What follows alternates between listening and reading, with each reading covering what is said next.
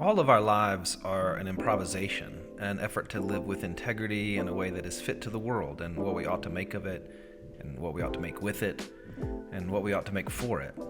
And all of that is done into the unknown with real risk. Here's what I want to say in this moment is we're all wounded. And we don't have certainty about much of anything. I've said the burden of perfection is really heavy, and it's mostly a burden of hiding. And so we improvise. We make guesses together about the best way to conduct ourselves politically, morally, theologically, culturally. We're all making guesses together into the future. Improvisation. Today on Don't Hold Me to This.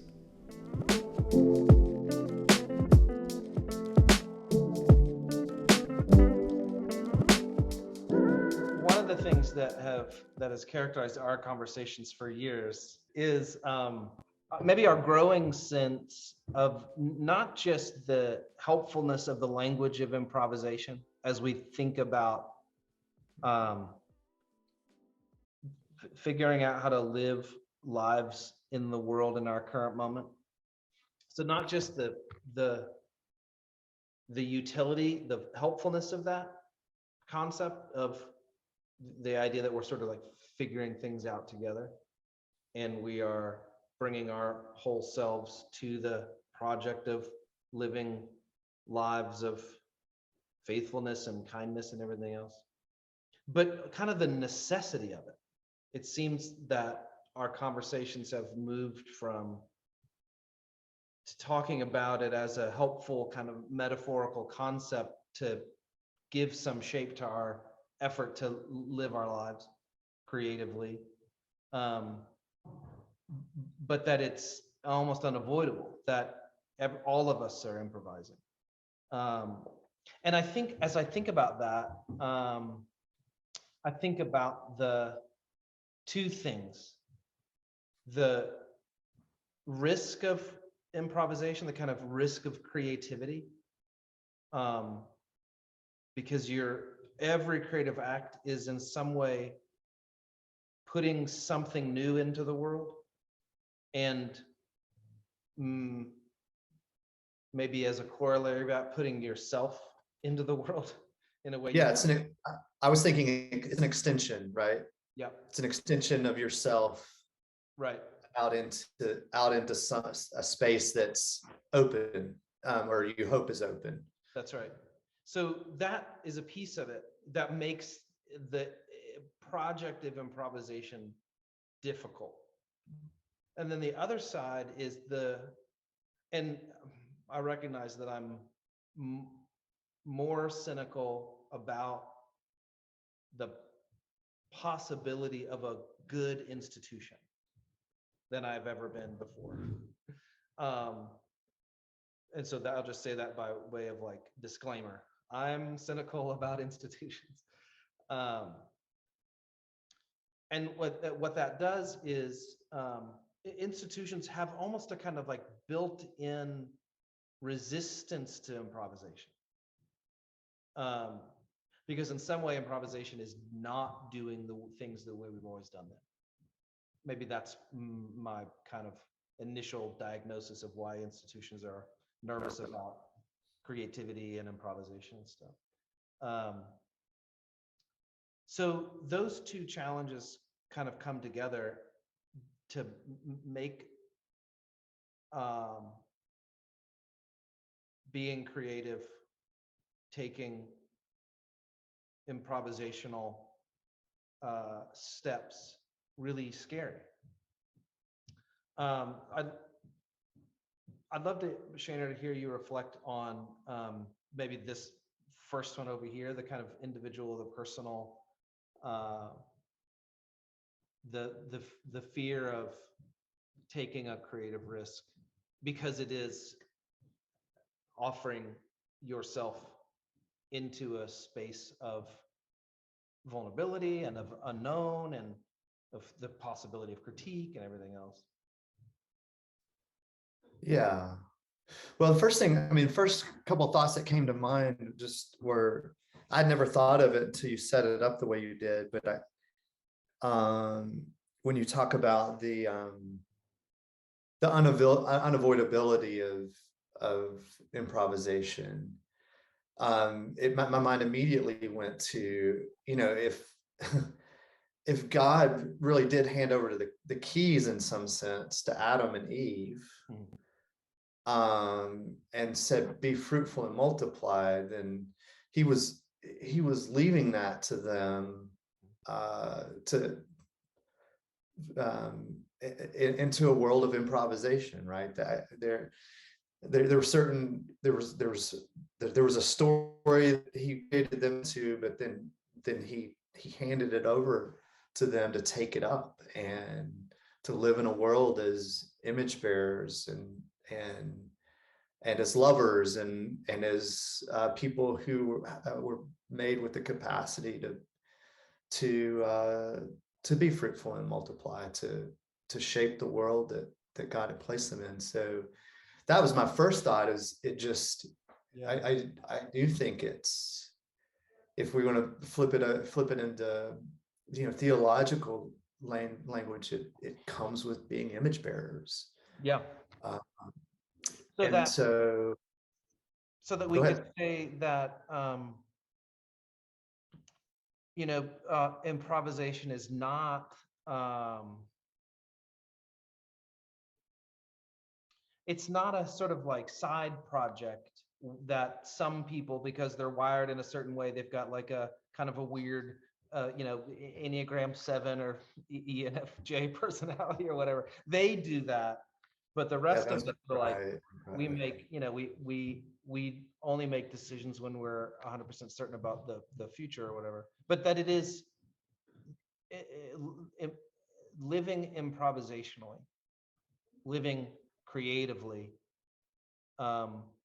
living with a level of uncertainty about whether this is the right decision, the right thing to believe, the right thing to say, is a part of what it means to be human. It's not, it's like built into us. Yeah, and so then when you talk about the risk, the risk is that Adam and Eve played their part, and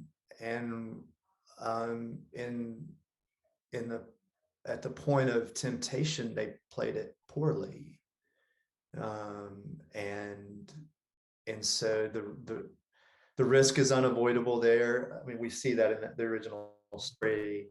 I mean, when you talk about it in terms of the personal side of it and the personal risk, it just runs into so many different areas of how, when I think about it in terms of myself, how I conceive of myself.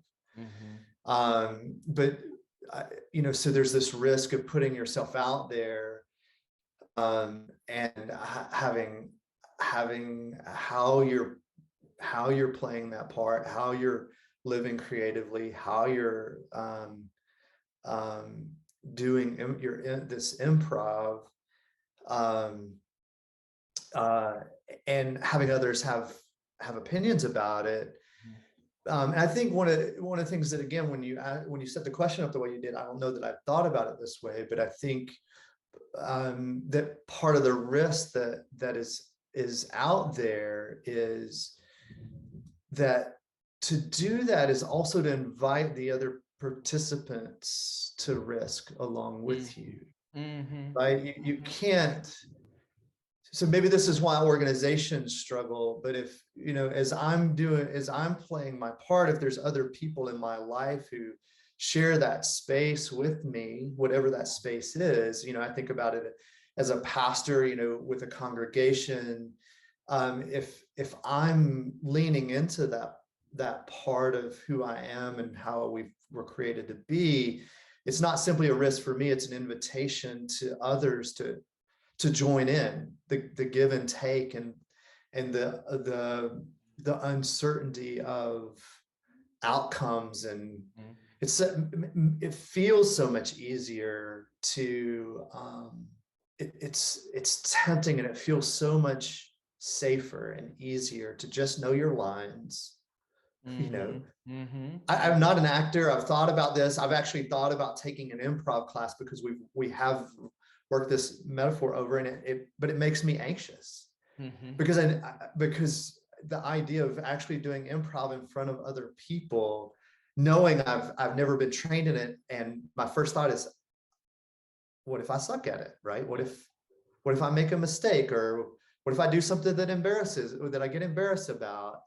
And I live with that fear, as a kind of constant backdrop to how I navigate putting myself out there. Yeah. So I think about the risk is not only as I lean into those spaces and take that risk. Part of the risk is that unavoidably invites other people to do the same, right? And I think on the whole, we generally struggle to accept that invitation to risk along with another person. Right. So the uncertainty kind of gets multiplied across everybody that's involved. So it's no longer just one person who's saying, I'm going to take either this creative step, thinking about this in terms of a person who's what we call a creative, a writer, or a painter, or a musician, or whatever, putting this artifact of their creativity out there to be scrutinized. I want to put a pin in that word. I'll come back to it. Or even just in like starting a family. Like there's a ton of improvisational risk because you just don't know. Nobody knows what to do.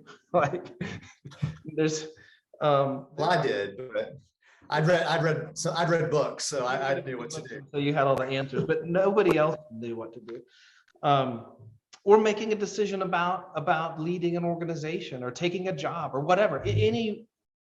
This conversation is not relegated to just the realm of like what we traditionally think of as creativity, but it's to a whole life of a kind of moral imagination about how to be a human being that makes meaningful impact in the world. And I don't mean by starting a Fortune 500 company. I mean by raking your neighbor's lawn or whatever, right? And what I hear you saying, which I think is a really wonderful point, is when someone makes that improvisational gesture, it is by definition also an invitation to other improvisational gestures. And so the uncertainty and the risk gets multiplied. And I don't know if that makes me feel more anxious or if that just sort of like makes my anxiety more obvious, but there's something about that feels like, and we need somebody in this room to be certain about something. We need somebody who knows what's coming, right? What the outcome of this decision or this gesture is going to be. I mean, I think as I think about that just in a general term, we do know the outcome, and we don't. We live in that, right? When we enter into it, and I think with what would be the right word, with integrity, and I mean we're sharing in the give and take of it. Then I think we have we know there's a trajectory to these interactions, and have some general certainty of outcomes, even as it's,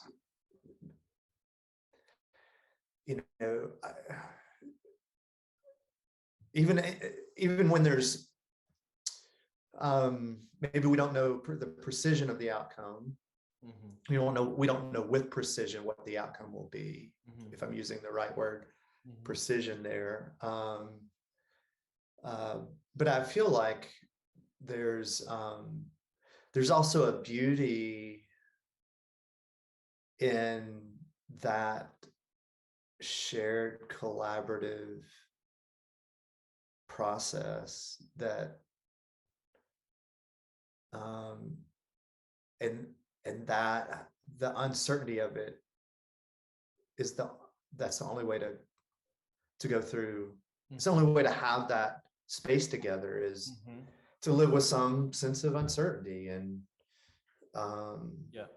so what are the I have a sense of the answer, my answer to this question, but I want to hear you think about it. What are the conditions for that group of actors that are being invited into this improvisation together, just naturally because somebody within their midst is making a creative risk? What are the conditions that make that improvisational community now possible, healthy, able to multiply creativity and improvisational gestures? Like, one of the things I think about is you're talking about the about taking an actual improv class, is I would have two fears, and I don't know which one is stronger, although I have a sense. One fear would be just improvising something stupid, just being dumb, right? Like, just all of my inputs are not funny or not creative or not stimulating or whatever. Just kind of being dull, maybe is one fear. The other fear, and maybe this is the one that's more prevalent, is not having anything to offer. Not saying something dumb, but just not saying anything at all. Not having, like, getting stuck inside yourself, maybe. Yep. Yeah. So what are the conditions that improvisational community, whether it's actual creatives or engineers or pastors or whatever else, pick a community, neighbors in a neighborhood, what are the conditions, the values that each person has to conscientiously adopt and bring to the table that recognize all those fears and allow for improvisation anyway? Well, my first one that comes to mind is a curiosity. And because I feel like what curiosity and empathy, I think are both of those that come to mind, and I think they're very similar, because they're both other-centered. They're a way of extending outside of yourself, but not just extending myself, but extending in order to welcome another person and to extend as well into the space between us. And so I think curiosity and empathy are musts. And so even in that space where I could imagine this space where in a class where somebody freezes up, they kind of lock down and maybe close in themselves, don't know how to extend. That the person on the other side has, if they're good, they probably have some ability to draw you out of that, right? To pull you beyond those places where you feel stuck. And so I think about even I always go back to this when we talk about this. I always think about the Office episode where Michael Scott is at an improv, and he turns everything back on himself, right? He doesn't extend to the other person, right? but the other people, even as they're even in that space, still are extending to Michael, right? Mm-hmm. So when he shoots them, they're still willing to play the part, and participate with him, even as he's doing a poor job of reciprocating that. And so it feels like that kind of willingness to not just extend yourself to do the thing that you're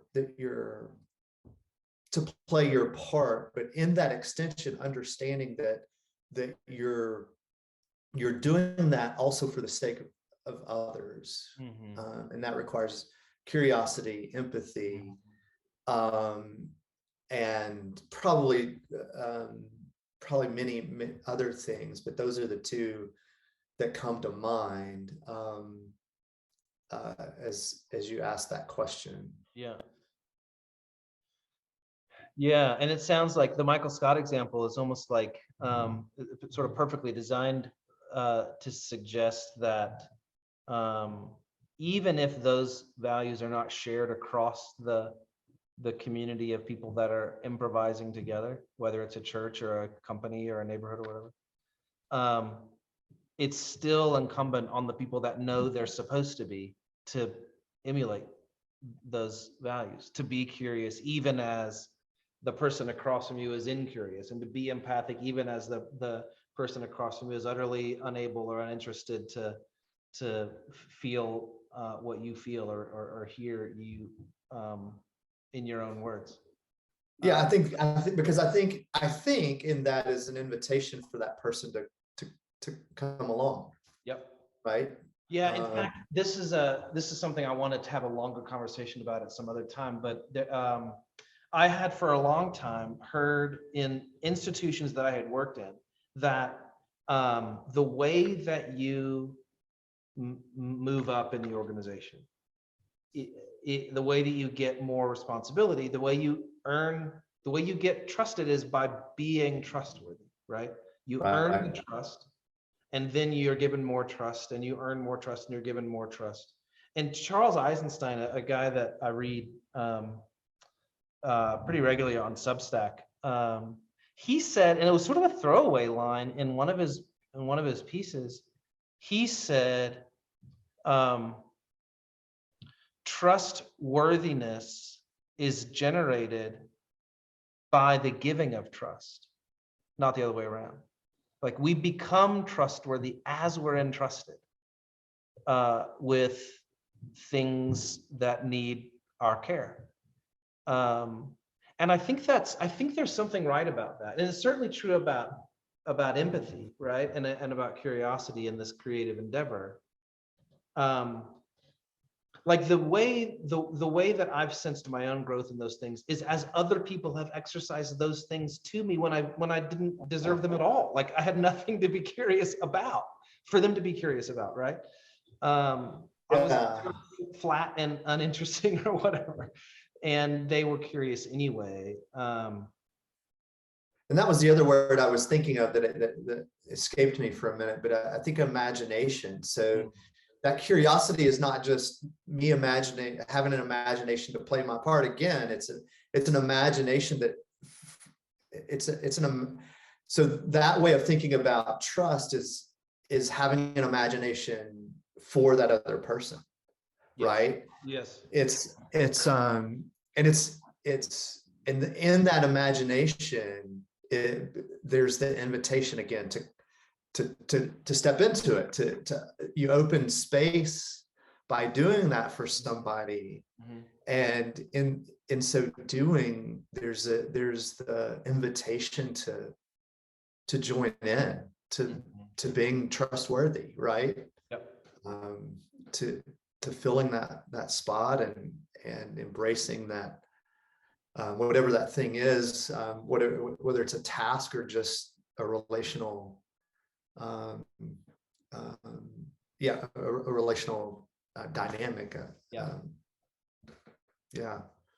Yeah, I think that's right. And I think there's another piece to it that maybe is like worked into all those things, imagination and curiosity and empathy. And it's like, I'm not exactly sure how to put it. I don't think there's a one word for it. Maybe there is. It's like a holding of people's improvisational gestures with a kind of care and a kind of tentativeness. Like, I know this is not your final answer. Maybe the way to put it is not taking anybody's answer as a final answer. That they're all small steps in what we think is the right direction.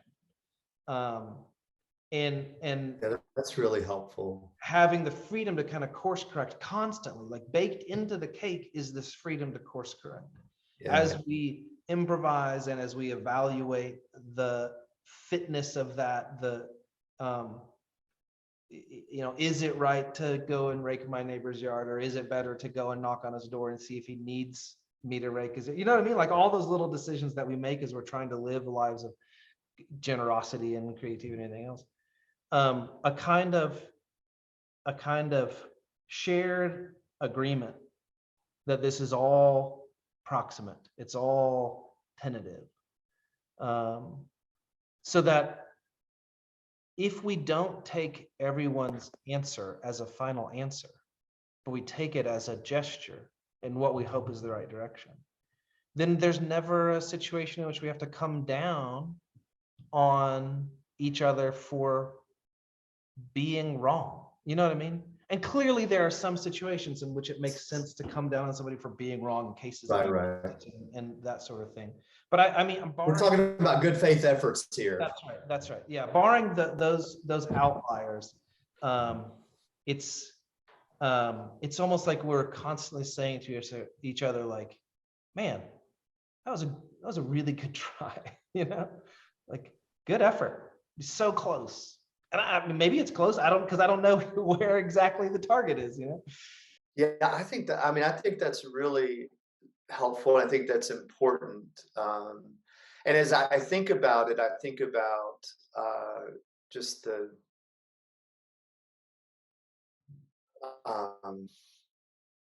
I feel there's, as you and I've had these, we've started, I don't know, when we start these conversations, maybe 10 years ago, right?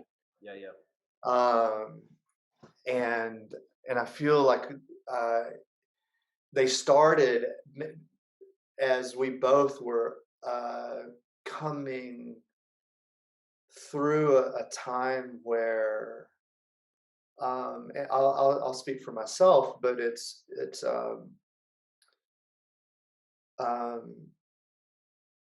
where I did feel like that was, it's, this is every answer is the final answer. Right. And every answer should be, right? There is no Point of an answer. Yeah. Yeah, what we're aiming for is to only give final answers. And I'm thinking again, as someone who's been in vocational pastoral ministry for the last 20 years, that's a very different way of thinking about my role as a pastor. And in its origins and its adolescence, to where I would say my how we're talking about it now, and what I think is actually good healthy humanity, good healthy spirituality. I think what we're talking about is not simply, maybe not to, I don't want to get off trail here, but I think we're also talking about the space where healing happens, where we grow as humans and grow in our relationship with God, is in this space where where I've come to realize there's fewer and fewer final answers than I thought. It's not that there aren't any. There are, but but even our grasp of those final answers, we're still improvisationally working through them. Right. We don't have the final say on the final answer, right? Right. I think the resurrection of Jesus is a final answer, but what I can say about that and how I relate to that and how I understand it, and how I invite others to consider it for themselves and for their own lives and for their own hope and all that stuff is still, we're still just hacking toward it as we hold this space. So yeah, I think that's a really important dynamic to embrace.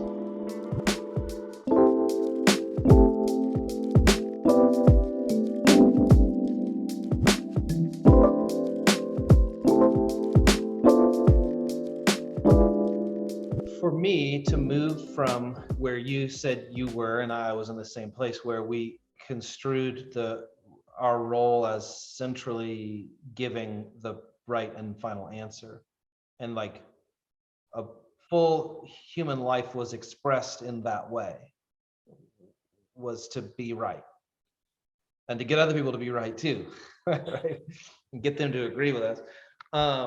The thing, it's really frustrating when they won't come along. The thing that moved me away from that was being wounded by it.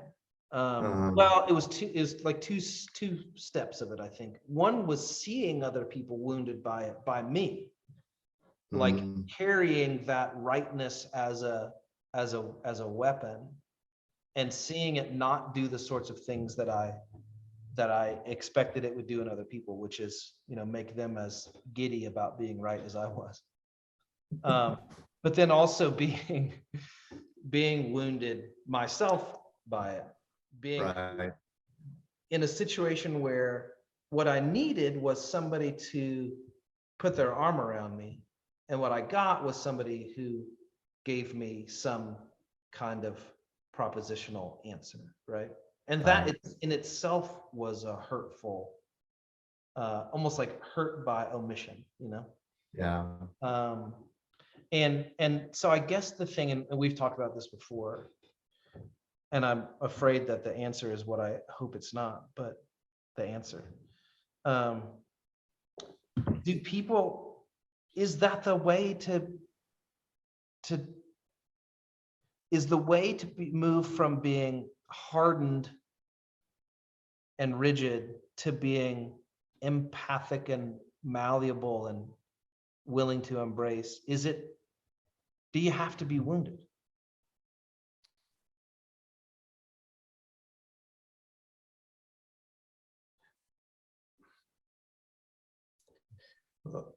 Well, my first thought was to just say yes. My first thought is to say, I hope not. But because I actually think that's sort of I actually think that's the boxed in answer I've been handed. So that was my visceral response. As I caught myself, here's what I want to say in this moment is, we're all wounded. We're all wounded. So I think the issue isn't, do we have to be wounded? It's how we're going to tend to those wounds. Yeah. Yep.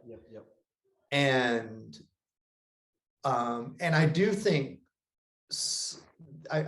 there are times, I know in my own life, I want to blame God, and I don't mean, I say blame because not in a negative accusatory way. I just mean, I think he did it. It's something he was at work in for me. It was the use of a deeply wounding event that disabused me of a lot of my sense of certainty. So I think sometimes it takes those really deep wounds to disabuse us to take us to the end of ourselves, of our answers, of our senses of certainty, because we live in resistance really tending well to these, to ourselves and the wounds that we all carry. And so for, the metaphor I've used, I think I've talked about this, but it's like I had this backpack full of all my stuff, and that got, these were my answers. This was my field guide and everything that you pack to navigate this journey. And through my experience, it was like getting drug into a deep, dark forest where no light penetrates. And God says, and you can't bring that backpack with you. That can't come in here. It just can't. And I felt like the question that was before me was, can I be okay with God there? Like in that space where I don't have the stuff to rely on anymore. It's just me and God in darkness. And that began that's when I realized that those things it wasn't that he didn't allow them to come with me so much as they can't do anything in the space. They maybe, I could expand on that metaphor a bit, but they're not sufficient for what is happening in that space. And I think in those places, you either accept that and learn to then live in that space differently, and hold those things, that even the things that I have certainty about, the way I interact with them has shifted. And some of it's the way I even prioritize them, right? It's like, for me, I would say the resurrection's everything, right? And before it would have just been one in the string of things that we talk about when we talk about our faith. But anyways, I feel like I'm maybe rambling a bit, but so I do think there's that. So I don't want to say we have to be wounded. I want to say that we but sometimes we do need to be jolt out of our pat road way of really keeping God at arm's length. And this is what I would say about my almost my whole life, not all of it, but one of the strongest threads of my whole spiritual journey up until this traumatic event was my faith and religion and theology was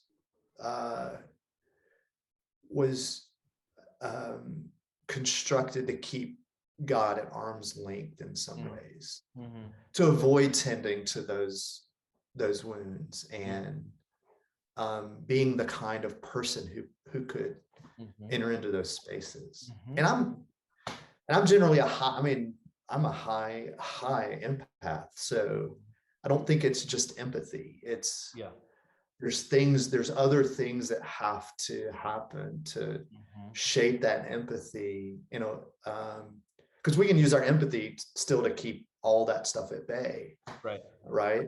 I was thinking, as you were talking about, when you said that everybody is wounded, part of the process of being softened, being healed, is, I think, being willing to say, I was wounded in these ways. I am wounded in these ways. And that maybe in some way is a creative risk, right? It is an improvisational risk to name a thing. I remember working with my therapist after I was resigned from my pastoral role 5 years ago now. And the feeling both of, what's the right word? The kind of like feeling of being shaken and also a feeling of relief that came at the same time when she said, this is spiritual abuse. You've been emotionally traumatized. Like when she was willing to name it. And then when I was willing then to repeat that name for who I am now, this is a part of my story now. And it was never, I didn't write that in advance. That was not who I was going to be. Like my idea for myself wasn't to incorporate former pastor who's been spiritually abused and emotionally traumatized. Like I didn't write that in the script, right? No. And so it was in some ways an improvisational risk to adopt that name when she said, when my therapist said, this is what happened. And it was at that point that I think the path was set before me in terms of healing. And before that, it was like there wasn't a kind of downhill pathway for healing. It felt very much like an incredibly slow kind of hiking through molasses. That's, I think, how my dad would describe it. Molasses in January is what my dad would say. And maybe that's why we don't do it, because it is in that same category of taking this creative risk. To name that is to in some way now incorporate that into my self-identity. And maybe this is why all the people that we would name and under the label of creatives, part of what they're doing is naming. A lot of them are naming their own wounds, but certainly also helping us see the wounds in the world around us. I listened to On Being recently with Krista Tippett, and she had it was Mary Oliver's last interview on there, and she talks about her childhood, which was abusive, and so her escape is out into the woods. But she goes on to say that what did she say? The beauty of the world saved me. And so even in that space, that juxtaposition of her dealing with and coping with, but also the way she tended to her wounding was to, which I love this, is to name beauty around her. Right? She has a master eye for beauty. But that's not, but if you've read her poetry, you read her poetry, it's not in denial. It's not like, it's not a whitewash kind of naming of beauty. Right. It's an honest, it's a naming of beauty that you tell comes from brokenness. Yes.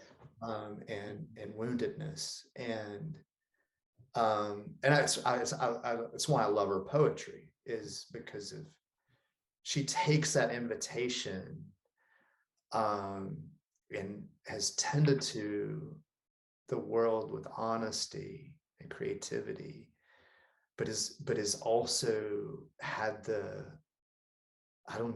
courage, the fortitude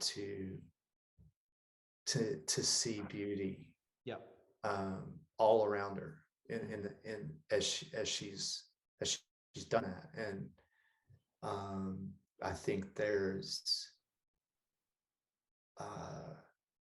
so in that metaphor of, when I say I blame God, again, the reason I said I don't mean that accusatory,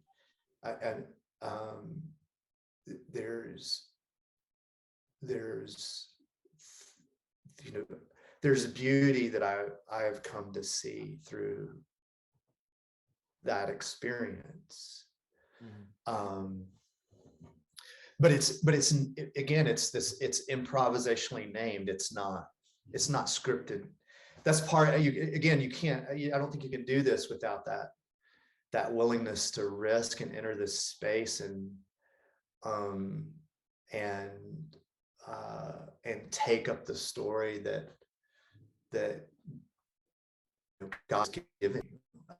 And You get the sense, at least I get the sense from Mary Oliver, that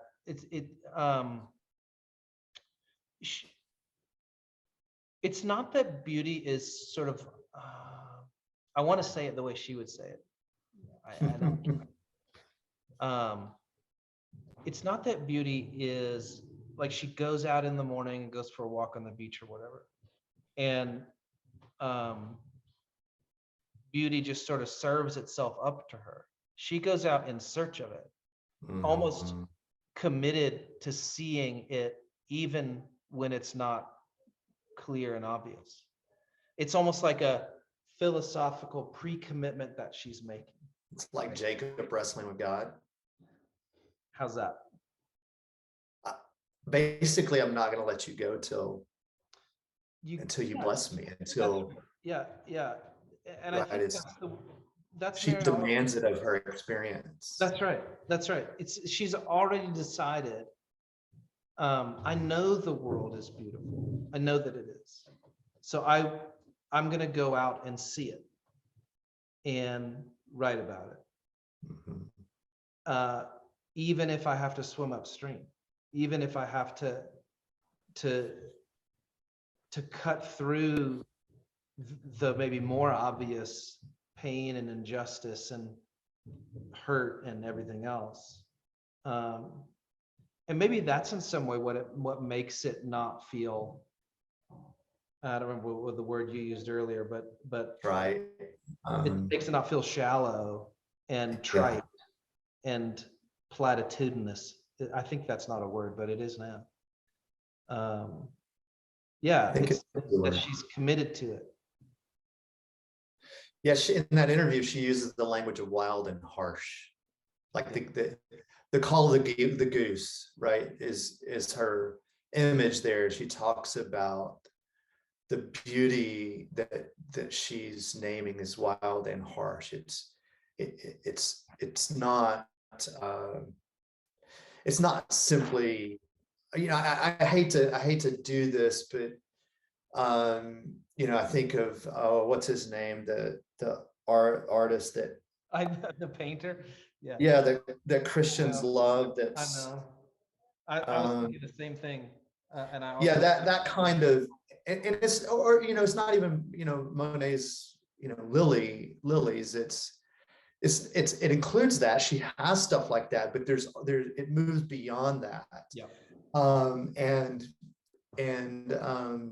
she's not trying to paint some idealistic view of the beauty she sees. She sees it as wild and harsh and yet beautiful. And I think there's, again, for her, she's one of my favorites because she invites me to do the same. And so I think about that when I think about when you go, circling back to the whole idea of creativity,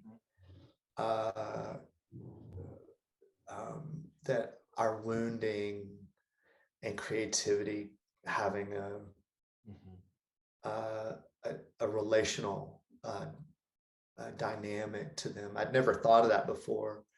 You brought that up, but it seems like that makes sense of my experience anyway, and others I know. You're a coach and a mentor and counselor.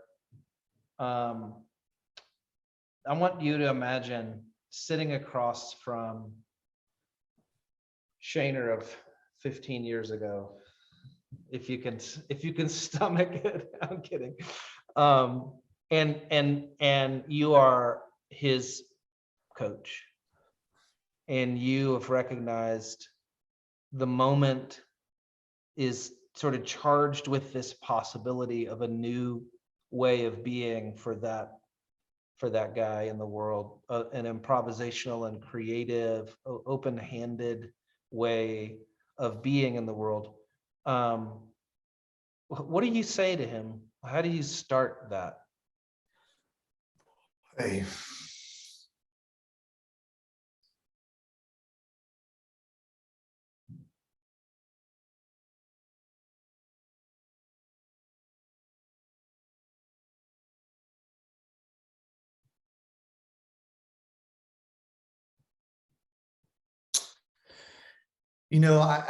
I don't know, but as I think about it, what I would want if I could,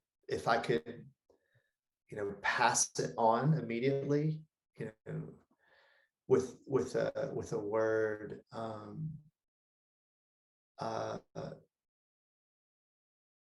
would want that person 15 years ago to believe that he's enough. Mm-hmm. Mm-hmm. That I feel like there's been, again,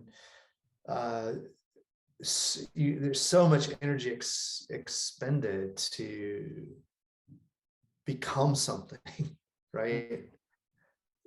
Rather than believing that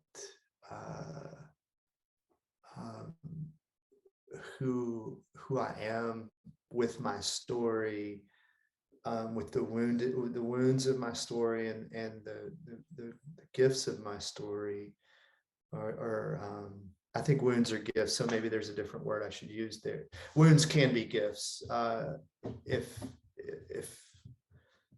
handled improvisationally. Whatever that But so yeah, right. So, but whatever the other word I should have there for as the couplet to wounds, the positive side of wounds is that all of that is enough. That's God is there, and you tending to that is where life is, not working to amass not construct something toward some notion of what I should be. We talk, and I think I would love to go back to the if I could impart something to my adolescent becoming, moving into young early adulthood self, is I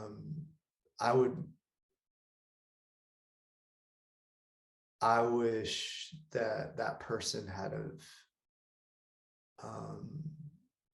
the wherewithal to keep the creative side at work as a part of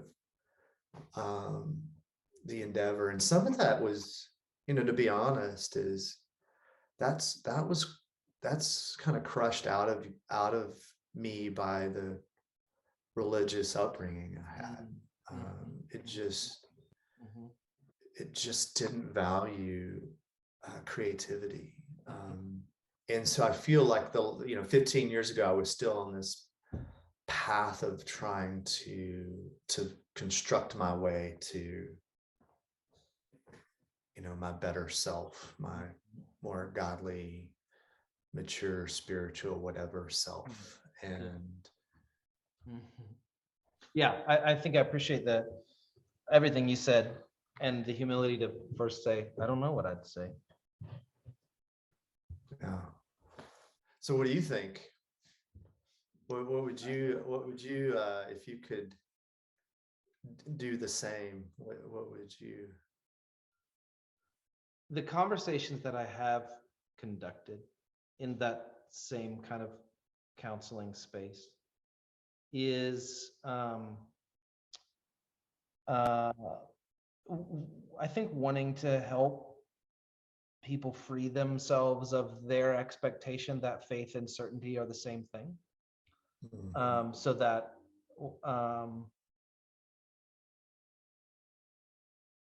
what happens is that their sense of growth and of maturity is always on a pathway to a higher level of knowledge and certainty. And if I can help them maybe imagine some other path, that what's at the end of the path is not certainty, but something else. Honestly, the experience that I've had with people is that mostly what they experience is relief. Like I see their shoulders go, like here's something that I've said to them, and it relates to the people that I do counseling for. And it relates to this. I've said the burden of perfection is really heavy, and it's mostly a burden of hiding. And I think that's true with certainty also, that the burden of certainty is not actually developing certainty, but it's being forced to pretend that you're certain when you know that you're not. That's the real burden. That's the burden of perfection, and it's the burden of certainty. Yeah. Is that you have to act as though you have something that you know you can't get. And what I want to invite them to do is just step entirely off of that pathway. Yeah. You no longer have to work towards certainty and pretend that you've got it in the meantime.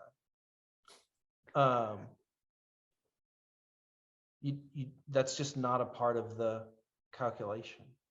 Yeah, I think about those moments where, as I was moving into this, theological space, where I would have a question and I would get the theological answer, and I would cock my head and go, that doesn't make any sense, but okay.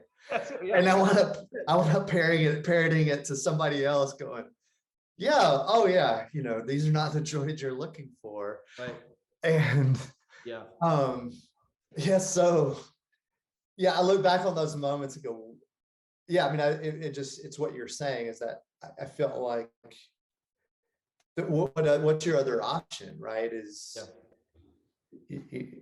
nobody said, well, we don't really know the answer to that question, so we made this up. This is where we kind of work. This is how we operate, but I don't know. And there's something really invitational to not doing that, right? To not saying, here's your question, here's the answer that we've said connects with the question, even though you feel like it doesn't. We've determined that it does. And so this is the answer that you give to everybody else. There's something really invitational in saying, I don't know, what do you think? Let's imagine this out loud together. And let's not hold any of our answers as final. Let's see what comes out as we think about what might be a way to give some boundaries to this question, or some direction to it, or whatever. I don't know. What do you think? Right? It all of a sudden it puts us in this place of real possibility and curiosity and real movement, where when we give an answer, we make some gesture that doesn't feel like it connects with the question. We're totally free to say that now without feeling like we've criticized somebody's baby for being ugly or something. Right? Yeah, because there's some ugly babies out there. Yeah, I've never seen one. You haven't? No. Yeah, that's those. Yeah, I guess I it makes me wonder.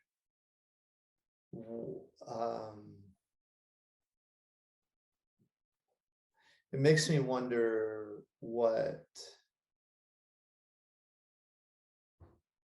if there's religious institutional spaces that operate more along those lines,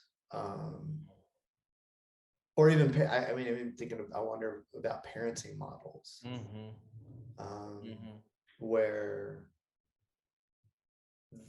that what you just described sits more foundationally than the pursuit of certainty. Right.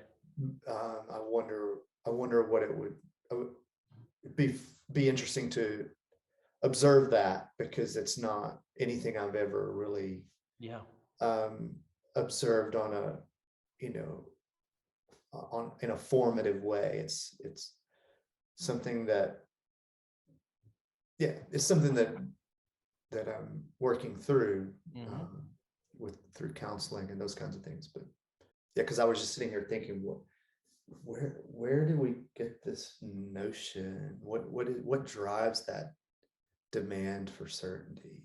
Maybe that's something for another conversation, because I have some ideas, but I think let's hold those, because I think it would be another hour. And it would be well worth it. But I think there's some things there that would probably, I mean, you touched on a couple too in your response. I would probably also tell that person 15 years ago to quit reading so many damn books. And even this, the openness to lean in, to sort of to try to rediscover, and maybe in some ways newly discover what my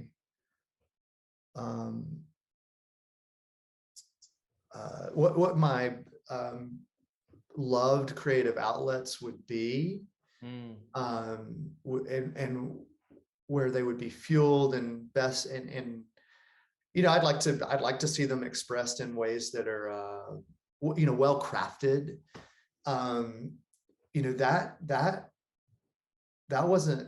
That's a result of trauma. That's a result of coming to the end, getting into a space where I had to. It wasn't just answers that were going to get me through this, moving through this process of healing and wholeness. It was going to be tending to who I am and how I'm made, and the things that I love, the things that I draw energy from, and that and so I'm in some ways I feel late in life, but to be looking to figure out what my creative, where I can give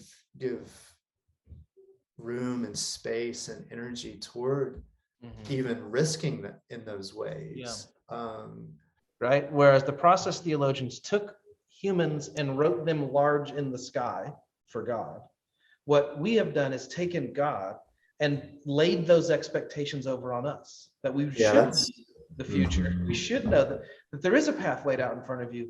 No, I mean, for God, yes, but not for me. Right? I don't get to know it. I don't get to see it in advance. From God's perspective, I'm walking on a path that he laid out in front of me. From my perspective, I'm stepping into a spot where no human has stepped before. There's not a trail here, right? Yeah, and that makes me think, going back to one of our original questions, which is, what are the conditions for good, healthy improvisation? I think the other is to believe that God invites all of those things. Yep, that's right. Because if you're suspicious that he's going to whack you for not playing your part well, and not knowing the right answer, and that's your view of God, and then you're not going to be able to enter that space. That's right. Well, right. Yeah, exactly. Which is, maybe that's an even scarier creative risk is to allow this to adjust our sense of God's expectations for us. I mean, think about the way you used to talk about your sense of who God is was related most primarily to your sense of who your uncle was, right? Yeah, my great uncle. Your great uncle, yeah. Like he loves you because you're related, but in a pretty distant way. Right. But you're not like invited into any kind of meaningful conversation. And don't come, mess up my grass or step on my flowers, right? That's right. Don't disrupt my world. Yeah. Yeah, for sure. And part of your creative risk was allowing that view to be overturned, to be questioned and massaged and adjusted, and I think where we are, at least where I am, is, and there's something genuinely both freeing and scary about this, is that I didn't take a view of God and replace it with a new view of God. Right. So much as I took a kind of rigid, bounded view of God and replaced it with a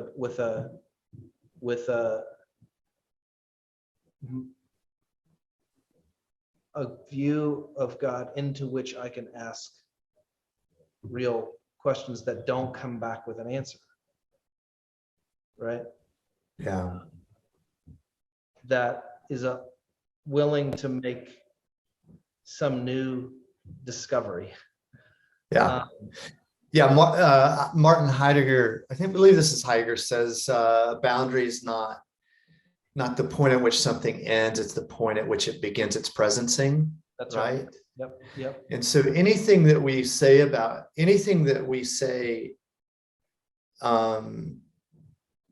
that's approximately true about who God is, that is not the end at which God exists. It's the point at which he extends himself into relationship with us, and it's the point at which we extend ourselves into. And I love that idea, is that it's not that we live, and people hear even the language of improv and they're like, what, you're making it up as you go? And you're like, no, that's not what improv is, right? It's not that there are no boundaries, the question is, what does a boundary exist for? Yeah. Does it exist to delimit, or does it exist to be the point at which you encounter that's a great one another, and relationship and creativity and all of this stuff that we're talking about?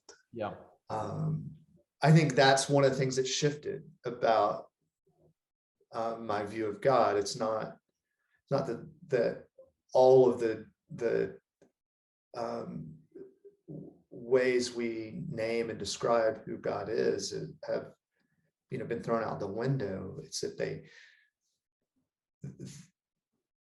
the significance of those things in their relationship to me and to the world and to others has shifted. Which is scary. That's a scary thing.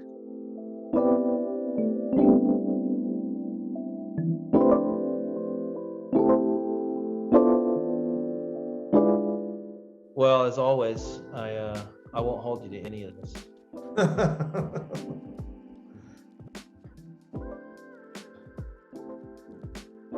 Yeah.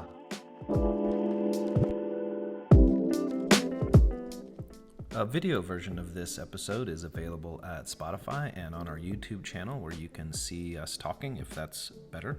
It may not be. But there's some pretty cool B-roll if you want to check that out. Don't Hold Me to This podcast is a production of Don't Hold Me to This. You can find out more, do some more reading, and get in touch at don'tholdmetothis.com. No apostrophe. And seriously, get in touch. We'd love to hear from you.